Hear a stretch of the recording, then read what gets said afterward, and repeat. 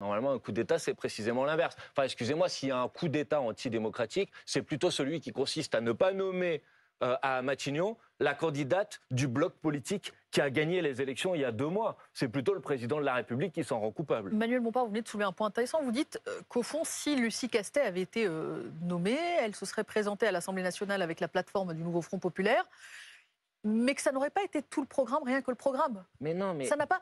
Oui, mais pardon, mais cet été, c'est précisément la formule que vous avez utilisée et qui a jeté le trouble sur votre capacité à précisément aller chercher des compromis avec d'autres groupes politiques. Je vais essayer d'expliquer les choses parce que je trouve qu'il y a une forme de paresse intellectuelle, excusez-moi, sur ce sujet. J'aimerais que tout le monde comprenne qu'il y a 2 choses différentes. Il y a la plateforme gouvernementale et il y a les débats à l'Assemblée nationale et au Sénat.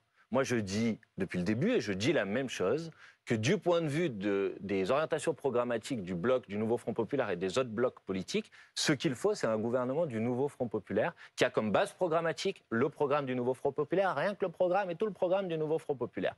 Et ensuite, il y a un débat à l'Assemblée nationale.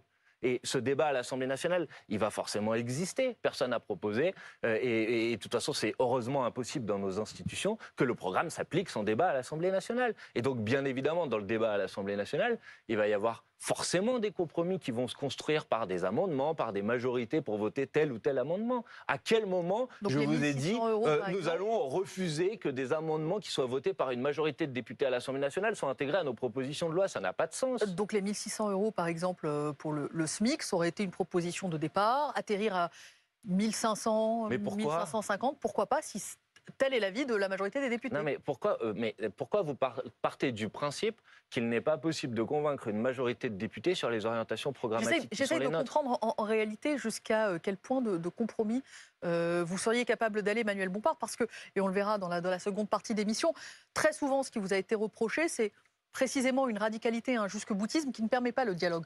Ce que vous êtes en train de dire est, à mon sens, une évolution sémantique, de dire...